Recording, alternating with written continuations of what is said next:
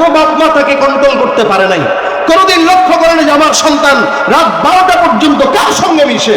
আমার সন্তান পড়ালেখার নামে ডেটিং এ কার সঙ্গে রেস্টুরেন্টে যায় বসে? এটা খোঁজ দেয় নাই বাবা। যার কারণে বাপ মাকে বৃদ্ধা বয়সে ঘাট ধুইরা বৃদ্ধাশ্রমে যায় নিয়ে বন্দি করে রাখে। এই সন্তানেরাই হোন্ডা একটা কোনো মতে পাইলে এমনি এমনি চালায়, এমনি এমনি চালায়। ওর হালত কি? আর পেছনে যদি খালি লেডিস বসে তাহলে তো কোনো কথাই নাই। এই হালত। বর্তমানে তো এখন কিশোর গ্যাং বের হয়েছে। কিশোর গ্যাং, আপনারা জানেন এটা? কিশোর গ্যাং বেরোচ্ছে। 14, 15, 16 বছরের ছেলেরা একসঙ্গে মিলে গ্যাং শুরু করছে। যত এলাকায় আকাম কুকাম আছে এরা করতেছে। বাপ মার কোনো খবরই নাই। এই বাপ মা কিয়ামতের ময়দানে নিচে থাকবে, সন্তান পাড়া দিয়া দিয়া জাহান্নামে যাবে। মনে রাখবেন, সন্তান জন্ম দিলেই হয় না, এটাকে লালন পালন করার যোগ্যতা থাকা লাগে। হ্যাঁ, বান্দা তো গুনাহ করবেই। আল্লাহ পাক বলেন, ইয়া আইয়ুহাল্লাযীনা আমানু, হে মুমিনেরা, তোমাদেরকে আমি আল্লাহ পাক বলতেছি তাকওয়া অর্জন করো। ইত্তাকুল্লাহ, ইত্তাকুল্লাহ, তাকওয়া অর্জন করো। গুনাহগার এদেরকে আল্লাহ বলেন তাকওয়া অর্জন করো। আমরা যদিও আমাদের বাপ দাদা 14 গোষ্ঠীদেরকে অনেক সময় গালি দেই যে ইসলাম বুঝে নাই, ওরা কোরআন বুঝে নাই, ওরা সুন্নাত বুঝে নাই। মনে রাখবেন, আমাদের বাপ দাদা, আমাদের সালফে সালেহিনরা, আমাদের ইমামেরা কোরআন হাদিস যতটুকু বুঝছে জান্নাতের পথে চলে তারপরে কবরে গেছে। আর আমরা কোরআন হাদিস যতটুকু বুঝছি এটার মর্ম বুঝেও নাই, আমাদের জান্নাত আমরা রেডি রাখতে পারি নাই। আমরা খালি ভুল ধরতে পারি। কিন্তু আল্লাহ পাক কি বলে জানেন? আল্লাহ পাক বলেন, ওয়াস-সাবিকুন আস-সাবিকুন উলাইকাল মুকাররাবুন ফি জান্নাতিন নাঈম সুল্লাতুম মিনাল আউওয়ালিন ওয়া কলিলুম মিনাল আখিরিন। আল্লাহ পাকের কথা কার কথা? জবান খুলে কয় না, আওয়াজ দিয়ে বলেন। কথাটা বলেছেন কে? আমার আল্লাহ সত্য বলে না মিথ্যা বলে? আল্লাহ পাক ডাক দিয়া বলেন, ওয়াস-সাবিকুন আস-সাবিকুন। মনে রাখবেন, যারা সাবিকিনরা চলে গেছে অতীতে, আল্লাহ পাক রব্বুল আলামিন বলেন আমাদের সালফ সালিহিন সমস্ত বান্দারা, ইমানদার বান্দারা অতীতে যারা চলে গেছে, উলাইকাল মুকাররাবুন, ওই সমস্ত বান্দারা আল্লাহর বেশি নিকটবর্তী, যারা নিজেদেরকে ন্যায়ের পথে পরিচালিত করেছে, প্রতিযোগিতামূলক নিজেদেরকে পরিচালনা করত। এদের ভিতরে ঈমান আখলাক এত খাঁটি ছিল, এরা ইসলাম যতটুকু বুঝছে ততটুকুই মানার চেষ্টা করেছে। ঠিক কিনা? আপনি অতীতের দিকে তাকাবেন, বর্তমানে কিছু মানুষরা আছে অতীতের মানুষদেরকে গালি দেয়। হাদিস নবী বলেন, শেষ জামানায় মানুষটা পূর্ববর্তীদেরকে গালি দিবে। বর্তমান জামানায় এই অবস্থা চলে আসছে, যার কারণে বাপ-দাদাদেরকে গালি দেয়। কিন্তু আল্লাহর কসম করে বললেও হানে সবনা। মনে রাখবেন, আপনি আপনার বাবার দিকে তাকান, আপনার চাইতে আপনার বাবা কোটি গুণে বেশি ঈমানদার ছিল। ঠিক কিনা? আপনি 5 ওয়াক্ত নামাজ ঠিক মতো না পড়তে পারলে আপনার বাবা এখনো পর্যন্ত পড়ে। ঠিক কিনা?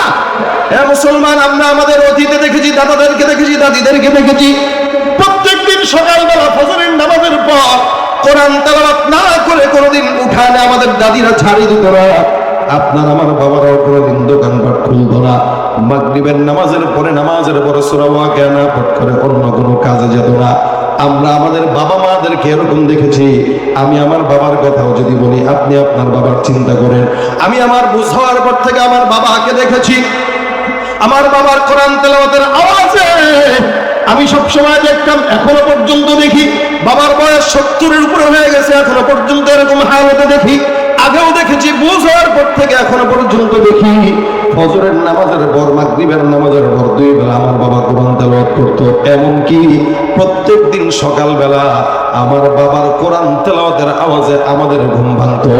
আর বর্তমান জামানার বাচ্চাদের ঘুম ভাঙে মা বাবার মোবাইলের, ইউটিউব আর ফেসবুকের আওয়াজে। এই হলো বর্তমানের হালত।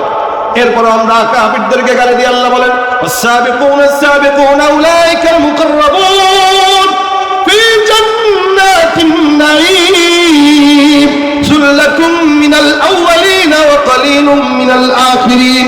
যদিও আগের কাল জামানার মানুষদেরকে গালি দেয়, কিন্তু আল্লাহর কসম আল্লাহ বলেন, হে মুসলমান নবীর উম্মত, জামানা যত নবীর নিকটবর্তী মানুষগুলো তত জান্নাতের নিকটবর্তী, আর জামানা যত নবীর থেকে দূরবর্তী মানুষগুলো তত জান্নাত থেকে দূরবর্তী।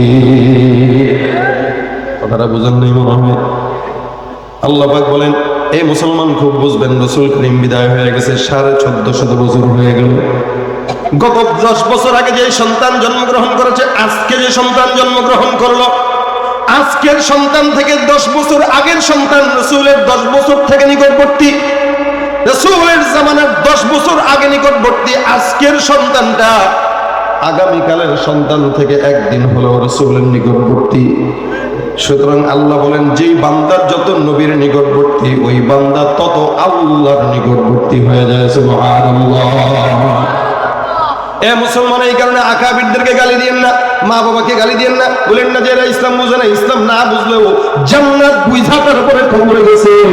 আর বর্তমান মানুষেরা ইসলাম বুঝে, জ্ঞান বুঝে, শিক্ষাও বুঝে, লেকিন শয়তানও যেমন শয়তান, এই বান্দাটাও ঠিক তেমনি মানুষ শয়তান, ঠিক কিনা? ওরা হলো দেশের লাগি মহামারীর মতন, ফাইলে কলম ঠেকাইয়া চালান শুধুই নির্যাতন। ওরা হলো দেশের লাগি মহামারীর মতন, ফাইলে কলম ঠেকাইয়া চালান শুধুই নির্যাতন। ঘুষের টাকায় ওদের ভরি, ঘুষের টাকায় ওদের ভরি, পরে যে টাকা ওরা শিক্ষিত শয়তান, ওরা শিক্ষিত শয়তান, ওরা শিক্ষিত শয়তান। আসলে নাই পীরগিরি আর মাজার পূজা চলছে দেশটা জুড়িয়া, শিরকি আর ভণ্ডামিতে দেশটা গেছে ভরিয়া। আর গাজার কলকিটান মারিয়া, গাজার কলকিটান মারিয়া দেখা খাজার শাহ, ওরা শিক্ষিত শয়তান,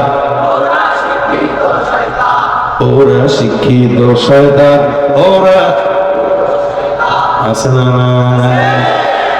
শিক্ষাঙ্গনের দিকে ভাইরে দেখো না চোখ মেলিয়া, ছাত্ররা সব বই ছাড়িয়া থাকে শুধু প্রেম লইয়া। আমার অস্ত্র সে তো সঙ্গের সাথী, অস্ত্র সে তো সঙ্গের সাথী, হইতে মাস্তান, ওরা শিক্ষিত শয়তান, ওরা শিক্ষিত শয়তান, ওরা শিক্ষিত শয়তান। ঠিক না বেঠি?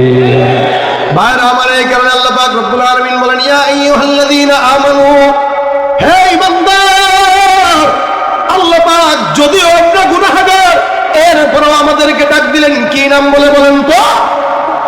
ঈমানদার বলে। প্রত্যেকটা মানুষদেরকে আল্লাহ পাক রব্বুল আলামিন ঈমানদার বলে ডাক দিয়েছেন, যদিও আমরা ঘুষ খাই, ঠিক কিনা? এই সমাজে সুদের কারবারি আছে না নাই? ঘুষের কারবারি আছে না নাই? এমন এমন লোকরা সেবার নামে আমাদের সমাজের গরিবদেরকে সুদ দেয়, সুদের টাকা শোধ করতে না পারলে টিনের চালটাও খুলে নিয়ে যাইতে দ্বিধা করে না। বাস্তব না বাস্তব? আপনারা কি ওয়াজ বুঝতেছেন তো? কষ্ট হইতেছে না তো? 12টা বাজে কষ্ট হলে শেষ করে দিই। হ্যাঁ, খবরদার মুখটা আটকায় রাখেন, ঠিক আছে? প্রস্রাব থাকলে আটকায় রাখেন, মোটামুটি আর 20-25 মিনিট পরে করেন, সমস্যা নাই, কষ্ট হবে ইনশাআল্লাহ। আল্লাহ পাক ডাক দেয়া বলেন, ইয়া আইয়ুহাল্লাযীনা আমানু, হে ঈমানদাররা, ইত্তাকুল্লাহ, ঈমানদারদেরকেও আল্লাহ পাক তাকওয়া অর্জন করার কথা কেন বললেন? ঈমানদার তো এমনিই মুত্তাকি, কারণ মুত্তাকি ছাড়া ঈমানদার হওয়া যায় না। এরপর আল্লাহ পাক বলেন, ইয়া আইয়ুহাল্লাযীনা আমানু ইত্তাকুল্লাহ, তার মানে ঈমানদারদেরকে শয়তান আরো বেশি খোঁচা দেয়।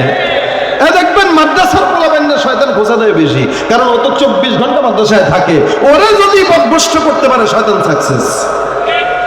যারা অন্য জায়গার জেনারেল, এরা তো আছেই, চাবি তো দিয়েই রাখছে আগে, ঘুষখোরের চাবি দিয়ে রাখছে আগে। এর পিছনে শয়তান মেহনত করে না, করে কার পিছনে? দ্বীনের লাইনে যে চলে, তাবলীগে যে যায়, জিকির যে করে, চরমনায় যে যায়, আল্লাহর মজলিসে যে বসে, এর পিছনে শয়তান মেহনত করে। কারণ এইটা রেগুমরা করতে পারলে শয়তান সাকসেস। এজন্য আল্লাহ বলেন, ইয়া আইয়ুহাল্লাযীনা আমানু ইত্তাকুল্লাহ, মুমিনের দল। ঈমানদার তো হয়েছে বুঝলাম, ঈমানদার তো হয়েছে বুঝলাম, তবে আল্লাহর ভয় রাখো। খবরদার, ঈমানটাকে টাকার বিনিময়ে বিক্রি করা যাবে না। আল্লাহ পাক এই কারণে বান্দাকে বলেন ইত্তাকুল্লাহ, তাকওয়া অর্জন করো। এই জিনিসটা বান্দার জন্য সবচাইতে বড় মেডিসিন। আজকে সমাজের মুসলমানরা ইমানদার হওয়ার পরেও জেনা করে, ইমানদার হওয়ার পরও গুনাহ করে, ইমানদার হওয়ার পরও মিথ্যা বলে, ইমানদার হওয়ার পরও সুদ খায়। আল্লাহ বলে বান্দা ইমানদার হওয়ার পরে গুনাহ করার সম্ভাবনা তো আছেই।